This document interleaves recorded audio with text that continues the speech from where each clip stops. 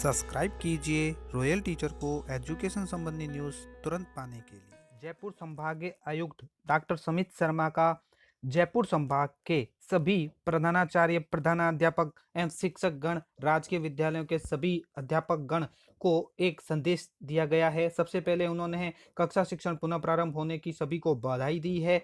कहा है, गुरु गोविंद दोऊ खड़े, काके लागू पाए, बलिहारी गुरु आपने गोविंद दियो बताए।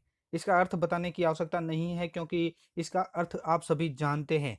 आज से 500 साल पहले संत कबीरदास जी द्वारा एक दोहा और कहा गया था, सब धरती कागद करूं, लेखनी सब बन राय, सात समुंदर की मनसी करूं, गुरु गुण लिखा न जाए। अर्थात गुरु की महिमा अपार है। यदि सारी धरती को कागज मान लिया जाए, सारे जंगल वनों को कलम मान ली जाए और सात समुद्र शाही हो जाए, तो भी गुरु के समक्ष गुण नहीं लिखे जा सके। यानी गुरु के गुण अनंत है। ऐसा स्थान प्राचीन काल में हमारे समाज में गुरु का था।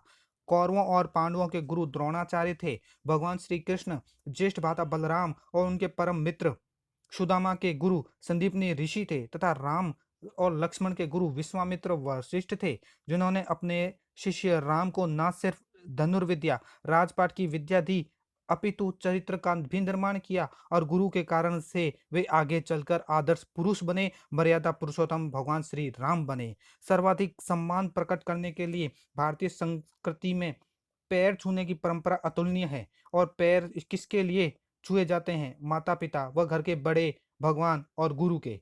अर्थात यदि समझ में आ जाए तो गुरु का होना बहुत ही गर्व और सम्मान की बात है। हिंदू धर्म में माना जाता है कि 84 लाख योनियों में जन्म लेने के पश्चात मानव के रूप में जन्म मिलना, तो अर्थात 84 लाख योनियों में जन्म लेने के पश्चात ही एक मानव के रूप में हमें जन्म मिलता है। यदि हम इसे 100 गुना कर दें तो इतनी योनियों में जन्म लेने के पश्चात गुरु के रूप में जन्म प्राप्त होता है। इतना महत्व गुरु का होने का हमारे जीवन में आ रहा है। हमें इसका महत्व पहचानना चाहिए और एक गुरु के रूप में जो अवसर मिला है उसका भरपूर उपयोग करना चाहिए। उदाहरण के तौर पर, जब बरसात के मौसम में कोई माली गुलाब के पेड़ की कलमें काट कर बगीचे में लगाता है, तो कुछ समय पश्चात उसके गुलाब के अनेक पेड़ बन जाते हैं और खूबसूरत सुगंधित फूल से उपवन महका देते हैं। तो उसी माली ने अपने अवसर का सर्वश्रेष्ठ उपयोग किया है। एक लेखनी का अवसर देखिए, इसे महर्षि वाल्मीकि ने रामायण और वेद व्यास ने महाभारत लिख दी, डॉक्टर BR अम्बेडकर ने देश का संविधान लिख दिया और गुरुदेव रविंद्रनाथ टैगोर ने राष्ट्रगान। एक पेन की बेस्ट अपॉर्चुनिटी है कि शाही खत्म होने से पहले वह अपना सर्वोत्तम लेखन कर जाए। एक शिक्षक के पास कई गुना इससे ज्यादा अवसर है। आपके पास एक बच्चे को डॉक्टर, शिक्षक, जज, वकील, इंजीनियर आदि कुछ भी बनाने का अवसर है। एक एक बच्चे को सचिन तेंदुलकर बनाने का अवसर है। अनेक बच्चों को राजेंद्र प्रसाद, APJ अब्दुल कलाम या महात्मा गांधी जैसा बनाने का अवसर है। आप चाहें तो उसे जो चाहे उसे बना सकते हैं। शिक्षा, चरित्र और व्यक्तित्व निर्माण में सर्वाधिक योगदान दे सकता है और तो वह गुरु ही है। उसका अभिभावक भी नहीं दे सकते। यानी जो गुरु दे सकता है वो कोई और नहीं दे सकता है। आप जो कार्य करते हैं वह ईश्वरीय कार्य है। आपको क्या लगता है कि आप संयोग से शिक्षक बन गए हैं? इस पूरे इकोसिस्टम में, प्रभु के पारिस्थितिक तंत्र में आप गुरु की भूमिका में है, तो यह परमपिता परमेश्वर की युक्ति है, रचना है, उसकी बड़ी योजना का एक छोटा सा अंश है। यदि कोई अभिभावक भगवान से प्रार्थना करता है कि मेरा बेटा पढ़ लिख कर डॉक्टर बन जाए, इंजीनियर बन जाए, एक अच्छा इंसान बन जाए, तो भगवान को उनकी यह मनोकामना पूरी करने के लिए आपको आपकी जरूरत पड़ेगी। आपके शरीर की, आपके मस्तिष्क की, आपके हाथों की, अर्थात एक गुरु की आवश्यकता होगी। आपके समर्पण की, विवेक की, कर्मठता की, कर्तव्य परायणता की आवश्यकता पड़ेगी। आपके माध्यम से ही भगवान उनकी प्रार्थना सुन सकता है। समय प्रभु भी आपको निमित्त बनाए बिना उनकी इच्छा पूरी नहीं कर सकते। यह कोई अतिशयोक्ति नहीं, सत्य है। राजकीय विद्यालय में पढ़ने वाले प्रदेश के 85 लाख से अधिक बच्चे योग्य नागरिक बनेंगे, कितने अच्छे इंसान बनेंगे, यह हमारी कर्तव्य निष्ठा, प्रतिबद्धता पर निर्भर करता है। शिक्षा के क्षेत्र में हम जो भी अपना योगदान देते हैं वो आगे कई पीढ़ियों तक जाता है। उदाहरण अगर मान लें जैसे हमारे अंदर लगभग 10 गुण हमारे अध्यापकों से आए हैं, 10 गुण माता-पिता से आए हैं तथा 5 गुण दादाजी से आए हैं। इस प्रकार व्यक्ति के गुण एक पीढ़ी से दूसरी पीढ़ी में प्रेषित होते रहते हैं। एक पीढ़ी का निर्माण पुरानी पीढ़ी के दिए गए गुणों के द्वारा ही होता है। इस प्रकार देश की कई पीढ़ियों का भार हमारे कंधों पर है। उनका भविष्य हमारी सोच और कार्य व्यवहार पर निर्भर है। हमें मुख्यतः 4 बातों का ध्यान रखना है तथा अपने दैनिक व्यवहार और आचरण में उतारना है। ये 4 बातें क्या-क्या हो सकती है? देखें, प्रथम, 100% नामांकन क्षेत्र का कोई भी बच्चा शिक्षा से वंचित न रहे। द्वितीय, विद्यार्थियों और शिक्षकों की समय पर उपस्थिति व पूरे समय विद्यालय में ठहराव बना रहे। तृतीय, सर्वांगीण विकास करने वाली गुणवत्तापूर्ण शिक्षा उनको प्रदान की जाए। और चौथा है उत्कृष्ट परीक्षा परिणाम।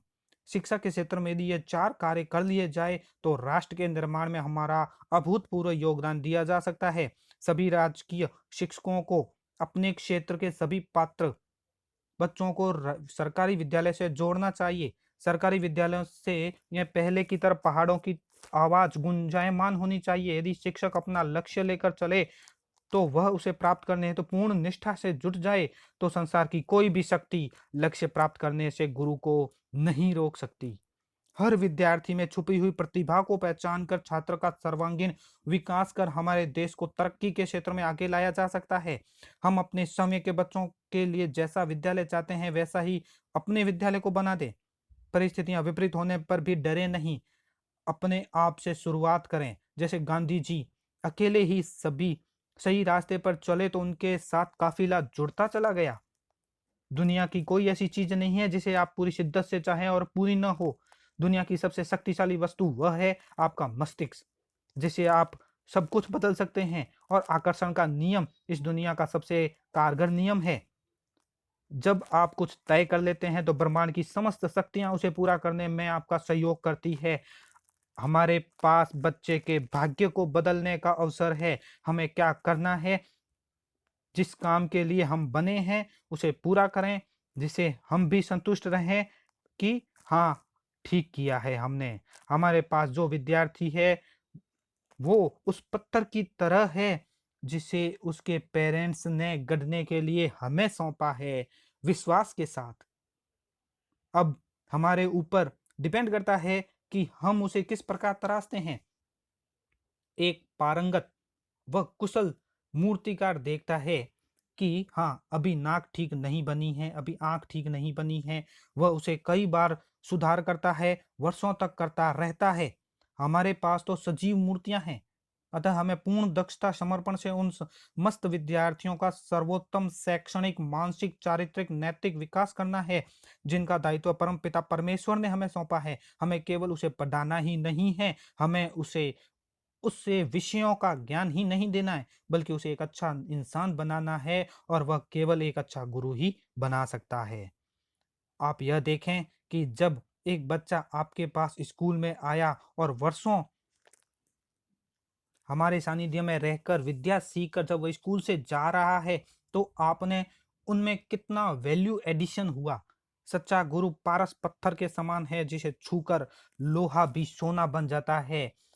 ऐसा ही हमें प्रत्येक बच्चे को ना केवल शिक्षित करना है बल्कि उसे अच्छा इंसान बनाना है। हमें विषयों की शिक्षा के साथ साथ कौशल की भी शिक्षा देनी है ताकि वह आत्मनिर्भर बन सके। उसे समाज उपयोगी भी बनाना है जिसे वह देश के विकास में अपना योगदान देने के काबिल बन सके। यदि तय कर लें तो कोई भी कार्य कठिन नहीं है। हम गांधी जी से प्रेरणा ले सकते हैं जिन्होंने ब्रिटिश साम्राज्य से देश को मुक्त कराने के बारे में सोचा, तय किया और कर दिखाया। सत्य और अहिंसा के बल उन्होंने अंग्रेजों से हमारे देश को बाहर कर दिया। यानी हमें भी अशिक्षा का अंधकार को दूर करना है।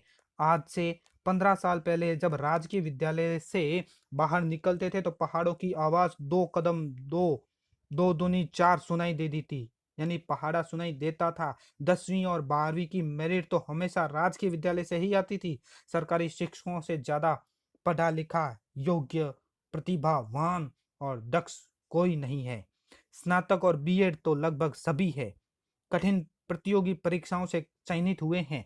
कुछ ने पीएचडी कर ली है, किसी ने नेट स्लेट क्लियर कर लिया है। अतः सरकारी स्कूल के शिक्षक प्राइवेट स्कूलों के शिक्षकों से तो कई गुना बेहतर है। सरकारी शिक्षकों विद्यालयों में अध्यापक अधिक शैक्षणिक योग्यता वाले और अनुभवी होते हैं, अतः हमारे अपने इस योग्यता का सर्वोत्तम उपयोग करना चाहिए। यदि हमारे पास भौतिक संसाधन थोड़े कम हैं, तो इससे कोई फ़र्क नहीं पड़ता, क्योंकि हमारे विद्यालय में मानवीय योग्यताएँ अधिक है। लेकिन आज सामान्य व्यवहार में कुछ विषमताएँ हैं। हमें हमारी कमियों को चिन्हित कर दूर करने का प्रयास करना चाहिए। अधिकांश राजकीय शिक्षकों के बच्चे प्राइवेट स्कूलों में पढ़ रहे हैं। हमें यह बात कड़वी है, विचार करना होगा कि ऐसा क्यों है और हम ऐसा क्या करें कि हमारे विद्यालयों में गुणवत्तापूर्ण और उत्तम शिक्षा दे सकें। हमें सरकारी विद्यालय में ऐसी अच्छी शिक्षा देनी चाहिए जैसी हम सभी बच्चों को देना चाहते हैं। हमारे विद्यालय में आने वाले बच्चे कच्ची मिट्टी के गोले के समान है, जो कुम्हार के चाक पर रखा है। समय का चक्र तेजी से घूम रहा है और चाक पर रखा हुआ मिट्टी का गोला एक कुशल कुम्हार के हाथों में तराशने के जाने की प्रतीक्षा में है। आवश्यकता है तो बस शिक्षक रूपी कुम्हार को हाथ आगे बढ़ाने की और अपनी अंगुलियों और अंगूठे को सही स्थान पर रखने की। फिर प्रकृति अपना काम करेगी और समय के चाक पर एक सुंदर बर्तन स्वतः ही आकार ले लेगा, जो आपकी कृति होगी, सृजनता की अपनी रचना। आशा करता हूँ कि आप अपनी सर्वश्रेष्ठ रचना को गढ़ने के लिए तैयार होंगे। आज बहुत खुशी का दिन है। 9 महीने बाद कक्षा शिक्षण प्रारंभ हो रहा है। यह सत्र विद्यार्थियों के लिए नुकसानदायक रहा, क्योंकि वह लंबे समय तक वांछित विद्या अर्जन नहीं कर पाए। अब हमारे सामने चुनौती है इस नुकसान की भरपाई करने की। आगामी 4 महीनों में कमर कसकर पूरे समर्पण और निष्ठा के साथ विद्यार्थियों को अध्यापन कराना है, जिससे उसके जीवन में यह शिक्षण सत्र भी उपयोगी भूमिका निभा सके। प्रयास करना है कि यथा सामर्थ्य हमारे स्टूडेंट को गुणवत्तापूर्ण शिक्षा उपलब्ध करवाई जाए। राजकीय विद्यालयों और शिक्षकों की कम होती प्रतिष्ठा पुनर्स्थापित हो। इस बार बोर्ड की परीक्षा में ज्यादा मेरिट सरकारी विद्यालयों से आए। आप कहीं थक न जाएं, रुक न जाएं, इसलिए अंत में रॉबर्ट फर्स्ट की एक कविता की कुछ पंक्तियां कहता हूँ। गहन सघन मन मोहक वन तरु, मुझको आज बुलाते हैं, किंतु किए जो वादे मैंने, आज मुझे वो याद आते हैं। अभी कहाँ आराम बड़ा, यह मुख निमंत्रण छलना है, अभी तो और मीलों मुझको चलना है। आशा है आप अपना सर्वश्रेष्ठ योगदान देने के लिए तैयार है। जय हिंद, जय भारत। आपका अपना समित शर्मा।